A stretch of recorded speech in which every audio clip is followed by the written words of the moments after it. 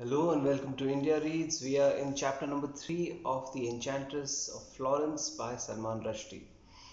We've finished about 3 videos till now, and we've learned quite a bit about the traveler Okello and his journey in a pirate ship to Hindustan, and now we've come to the place where we learn a lot about Akbar. So let's continue about the Akbar story. The Rana of Kuch Nahin, young, slender, and dark, had knelt at Akbar's feet, his face hairless and bleeding, waiting for the blow to fall. History repeats itself, he said. Your grandfather killed my grandfather 70 years ago. Our grandfather, replied the emperor, employing a royal plural according to custom.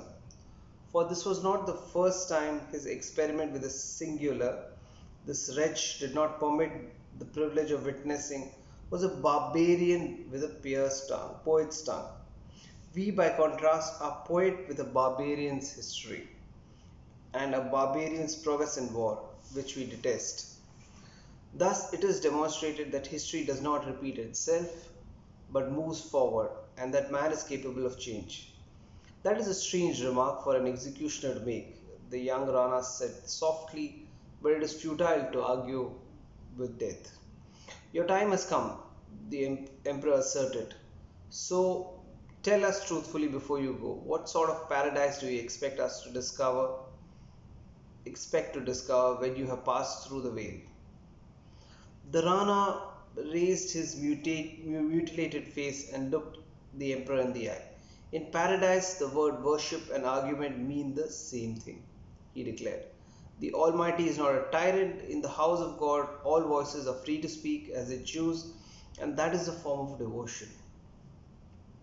He was an irritating, holier than thou type of youth, that was beyond question, but in spite of his annoyance, Akbar was moved. We promise you, the emperor said, that we will build that house of adoration here on earth.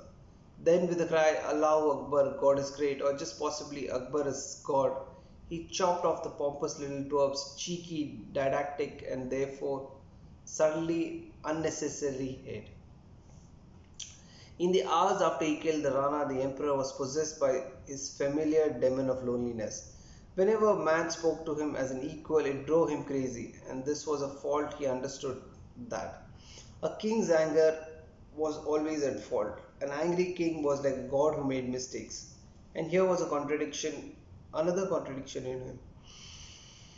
He was not only a barbarian philosopher but a crybaby killer who also an egotist addicted to obsequiousness and sycophancy who had nevertheless longed for a different world, a world in which he could find exactly that man who was his equal, whom he could meet as his brother, with whom he could speak freely, teaching and learning, giving and receiving pleasure, a world in which he could forsake the gloating satisfaction of conquest for the gender yet more taxing joys of discourse. Did such a world exist? By what road could it be reached? Was there a man anywhere in the world who, or had he just executed him? What if the Rana of the moustache had been the only one? Had he just slain the only man on earth he might have loved? The emperor's thoughts grew vinous and sentimental, his eyes blurring with drunken tears. How could he become the man he wanted to be? The Akbar, the great one. How? There was nobody to talk to.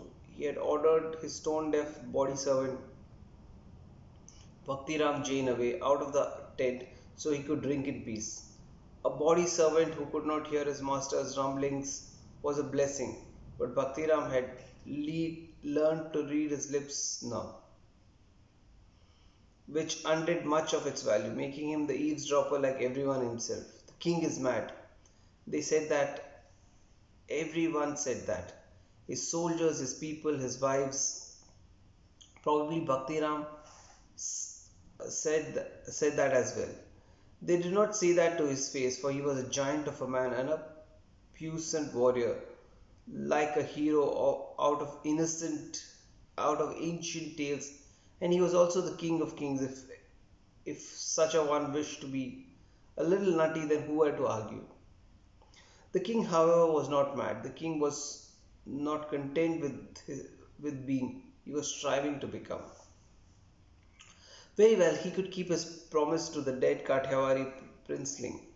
In the heart of his victory city, he would build a house of adoration, a place of disputation where everything could be said by everyone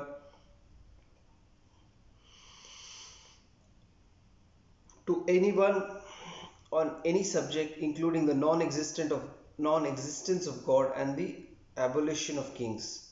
He could teach himself humility in that house. No, now he was being unfair to himself. Not teach, rather he would remind himself and recover the humility that was already lodged in the deep in his heart.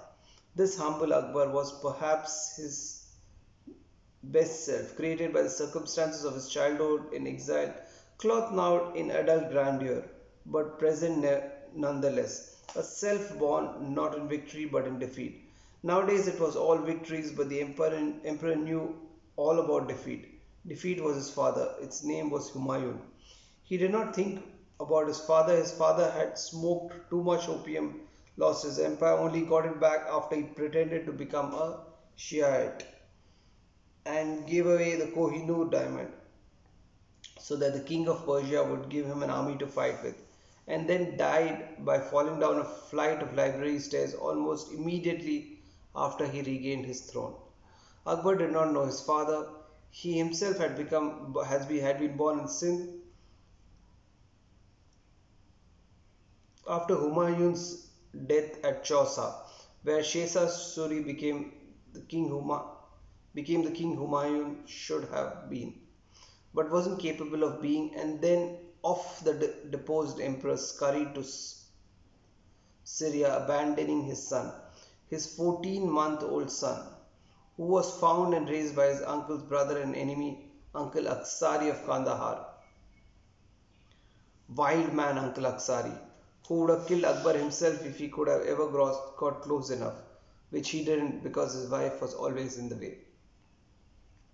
Akbar lived because his aunt wanted him on. And in Kandahar, he was taught about survival, about fighting and killing and hunting, and he learned much else without being taught. And such as looking out for himself and watching his tongue and not saying the wrong thing, the thing that might get him killed.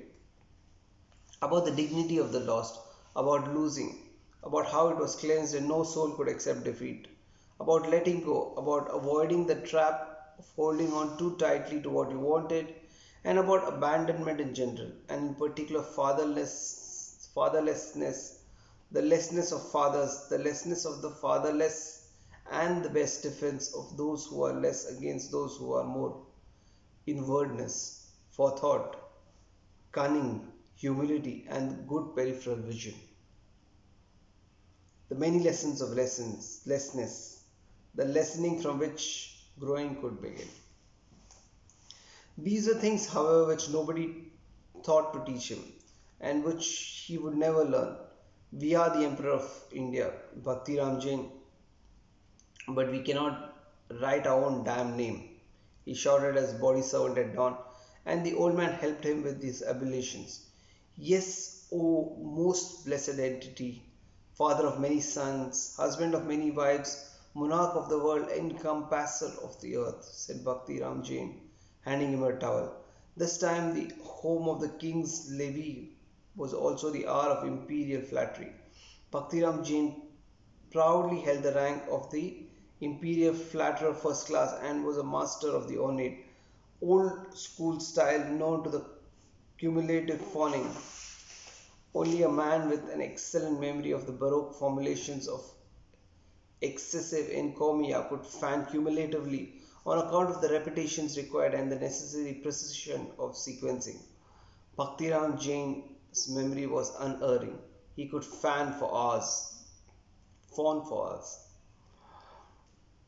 The emperor saw his own face scowling back at him from the basin of the warm water like an augury of doom. We are the king of kings, Bhaktiram Jain, but we can't read our own laws. What do you say to that? Yes, O most just of judges, father of many sons, husband of many wives, monarch of the world, encompasser of the earth, ruler of that is, bringer together of all beings, said Bhaktiram Jain, warming to his task. We are the sublime radiance, the star of India, and the sun of glory, said the emperor, who knew a thing or two about flattery himself. Yet we were raised in that shithole dump of a town where men fuck women to make babies, but fuck boys to make them men. Raised, watched out for the attacker, who work from behind as well as warrior straight ahead. Yes, O dazzling light, father of many sons, husband of many wives, monarch of the world, encompasser of the earth, ruler of all that is, bringing together of all being, sublime radiance, star of India, and the sun of glory, said Bhaktiram Jain, who might have been deaf, but who knew how to take a hint. Is that how a king should be raised, Bhaktiram Jain? The emperor roared, tipping over the basin in wrath. Illiterate, ass guarding, savage. Is that what a prince should be? Yes, O wiser than the wise, father of many sons, husband of many wives, monarch of the world, encompasser of the earth, ruler of all that is, bringing together, bringer of all beings, sublime radiance, star of India, son of glory, master of many souls, forger of thy people's destiny, of thy people's destiny. You're pretending you cannot read the words on our lips, the emperor shouted. Yes, O more insightful than seers, father of many, you are a goat who should have his throat slit so that we can eat his meat for lunch. Yes, O merciful than the gods, father, your mother fucked a pig to make you. Yes, O articulate of those articulate. Never mind, said the emperor. We feel better now. Go away, you can live. So, with this, we kind of closed chapter 3. Let's move to chapter number 4. And here again, with bright silks flying. Let's start. And here again, with bright silks flying like banners from red palace windows, was Sikri, simmering in the heat like opium vision. Here at last, with its strutting peacocks and dancing girls, was home. If the war-torn world was a harsh truth, then Sikri was a beautiful lie.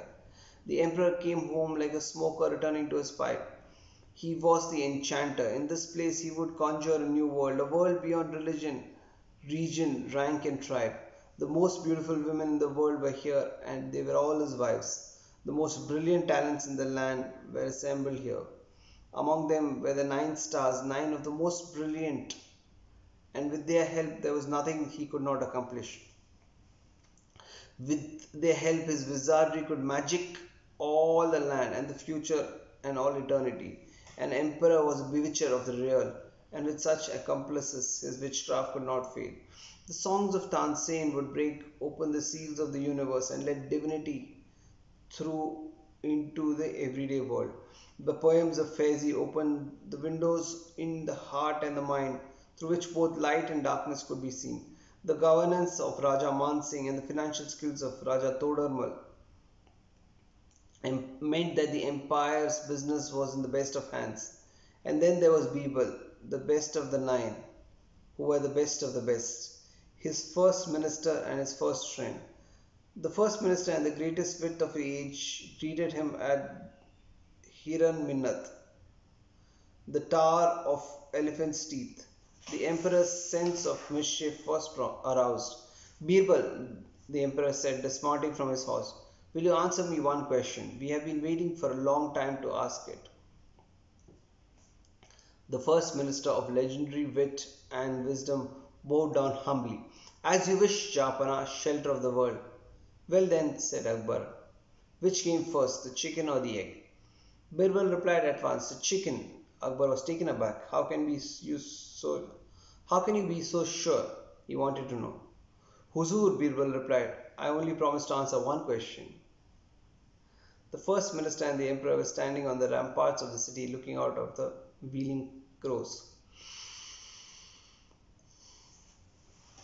Birbal, Akbar mused, how many crows do you imagine are there in my kingdom? Jampana, Birbal replied, there are exactly 999,999. Akbar was puzzled. Suppose we have counted them and there are far more than that, what then? Birbal replied, then their friends from the neighboring kingdom have come to visit them. And if they are fewer, some of us would have gone abroad to see the wider world. A great linguist was waiting at Akbar's court, a visitor from the distant western land, a Jesuit prince who could converse and dispute fluently in a dozen languages. He challenged the emperor to discover his native language. While the emperor was pondering on the riddle, his first minister circled the priest and of all sudden kicked him violently in the backside. The poor priest let out a series of oaths, not in Portuguese, not in Italian. You observe, not in Portuguese, but in Italian. You observe, Japana, said Birbal, that when it is time to unleash a few insults, a man will always choose his mother tongue. If you are an atheist, Birbal, the emperor challenged the first minister, what would you say to the true believers of the great religions of the world? Birbal was a devout Brahmin from Tiruvikrampur, but he answered unhesitatingly. I would say to them that, in my opinion, they were still atheists as well. I merely believe in one God less than each one of them. How so? The emperor asked. All true believers have good reasons for disbelieving in every God except their own, said Birbal. It is they who between them give me all the reasons for believing in none. The first minister and the emperor were standing at Quabag, the place of dreams, looking out over the still surface of the Anup Talav, the monarch's private formal pool, the pool without peer, the best of all possible pools, of which it was said that when the kingdom was in trouble, its waters would send a warning. People, said Akbar, you know our favorite queen has the misfortune not to exist. Even though we love her the best of all and admire her above all the others, and we value her above even the lost Kohinoor, she is inconsolable.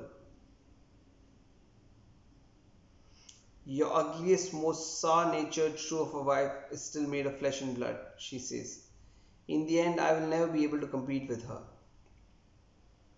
The first minister advised the emperor, Jampana, you must say to her that it is precisely in the end that her victory will be apparent to everyone. For in the end, none of her queens will exist any more than she does. And while she would have enjoyed a lifetime of your love, and her fame will echo down the ages. Thus, in reality, while it is true that she does not exist, it is also true to say that she is the one who lives. If she did not, then over there behind the high windows, there would be nobody waiting for your return. Jodha's sisters, her fellow wives, resented her. How could the mighty emperor prefer the company of a woman who did not exist? When he was gone, at least, she ought to be absent herself as well, for she had no business to hang around the actually existing. She should disappear like the apparition she was, should slide into a mirror or a shadow and be lost. That she did not, the living queens concluded, and it was a sort of solecism one had to expect from a imaginary being. How could she have brought up to know her manners when she had not been brought up at all? She was an untutored figment and deserved to be ignored. The emperor had put her together, and they fumed, by stealing bits of them all. He said that she was the daughter of the prince of Jodhpur. She was not. That was another queen. That was another queen, and not the daughter but the sister. The emperor also believed his fictitious beloved was conceived because of the blessing of the saint, the very saint beside whose hilltop hovel his victory city had been built. But she was not Prince Salim's mother, as Prince Salim's real mother, Rajkumari Hira Kuwari, known as Mariam Uz Zamani, daughter of Raja Bihar Lal of Amer, The clan Kachwa told grievingly told anybody who would listen to him. So the limitless beauty of the imaginary queen came from one consort, the Hindu religion from another, and her uncountable wealth from yet a third. Her temperament, however, was Akbar's own creation. No real woman was ever like that. So perfectly attentive, so undemanding, so endlessly available. She was an impossibility, a fantasy of perfection. They feared her, knowing that being impossible, she was irresistible. And that's why the king loved her the best. They hated her for the theft of their histories. They could have murdered her if they could have murdered her if they could have done so. But the emperor, tired of her, or died himself. But until the emperor was tired of her or died himself, she was immortal. The idea of the emperor's death was not beyond contemplation, but so far the queens were not contemplating it. So far they bore their grievances in silence. The emperor is mad, they grumbled inwardly, but sensibly forbore to utter the words. And when he was galloping around killing people, they left the imaginary consort to her own devices. They never spoke her name, Jodha, Jodhabai. The words never crossed their lips. She wandered around the palace quarters alone. She was a lonely shadow glimpsed through latticed stone screens. She was a cloth blown by the breeze. At night she stood under the cupola on the stone story of Panch Mahal and scanned the horizon for the return of the king who made her real. The king who was coming home from the wars. Okay, we're going to stop here so that the video remains short, and let's try and recap whatever we've read. So we've read about Akbar and the feelings that he was going through. He has a servant Bhakti Ram Jain, and he is slightly disillusioned. He's disillusioned because he realizes that he's friendless. Uh, he is at a very high position, and he has nobody whom he could talk to frankly, nobody who could speak frankly to him as a peer, as an equal.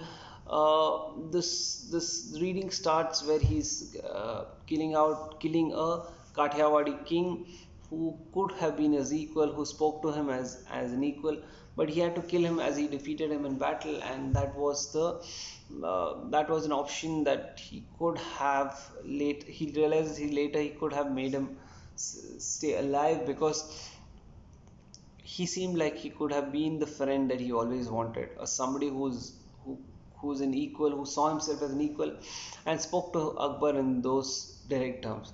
So when before killing him, when he speaks to Rana, he tells him that he would in on earth, uh, in his own kingdom, create a place where people could uh, he would create a temple of adorations, as he called them, and where people could speak freely on anything that they wanted. All any kind of people could come there and speak on any religion against uh, uh, or for any religion, about the emperor, anything that they wanted. So this is the promise that he had made to Rana, and whether he fulfilled or not is to be seen. But he, even after he kills the Rana, he is serious about it. Then he calls over to his body servant, whose name is Bhakti Ram Jain, and Bhakti Ram Jain is a master flatterer, and he flatters the king. Akbar is a little upset that what kind of a prince am I, who has been brought up in a shithole of a place and who doesn't even know to read his name. So he is obviously upset, and uh, feels bad that he's lived a life where he could not be trained in the arts, he could not be trained in writing, he could not be trained in reading, and therefore he's kind of missing out on such things in life. While he, as a king, he could have anything that he wanted. He had the navratnas, he could have people to read him, but he kind of feels a little incomplete, and that's where he calls Bhakti Ram Jain. And Bhakti Ram Jain is a master flatterer, so he's continuously flattering him, and the words seemed a little hollow and fake to Akbar, so he dismisses him away. And then that's when we move to chapter number 4, and under chapter number 4 we kind of learn a lot more about Akbar and how he's built these navratnas. There was Tansen, there was the poet, there was two of his best administrators who were just and competent, and Akbar surrounded himself with these people. And of course there was his first minister and his friend Birbal, who did not hesitate to speak freely to Akbar. So Akbar calls on to him and they are having a chat, and Akbar then starts talking about his imaginary wife Jodha, and he is and Birbal, being his friend, speaks freely to him. He says that the other wives are obviously upset with Jodha. Jodha, because is the emperor's figment of imagination, has all the best qualities of all his other wives. So the wives see that some of their best qualities have been taken away by Jodha, and she exists more real. She is more real for the emperor than any one of them.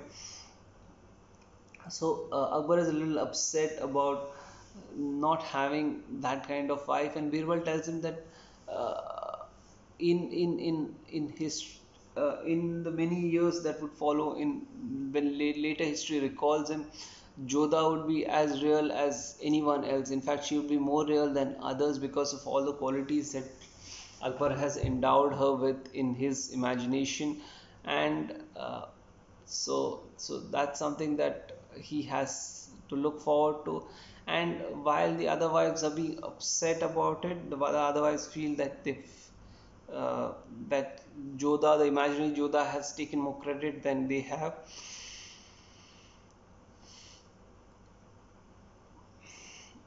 They are more upset because the memory or the apparition of Jodha is there even when the emperor is not there. People talk about her. So in the mind space, in she exists for them even when the emperor is not there. When the emperor is there, obviously she exists because the emperor is always talking and keeping her image alive. But when she's not there, when he's not there, also she's there. And then we kind of learn about some of the qualities of Jodha, and obviously they've been taken from different women. Each quality is taken from each of his wives. So the Hindu part of it, he actually has a son whose mother is a Hindu princess, the daughter of the king of Amer. And then about her insistence on religion is comes from somewhere else. So there are many qualities of her. About her wisdom comes from somewhere else, which are taken from different wives of Akbar. So this is what we have learned till now, and that's where I'm going to stop read this chapter. I guess my reading is getting a little better. It's like I said, it's a little tough for me to grasp the entire uh, text of it, and also I'm struggling to read. But in the coming chapters we'll get a little better, and I hope you continue to stay on and enjoy this book. Till we meet next time, do take care and goodbye.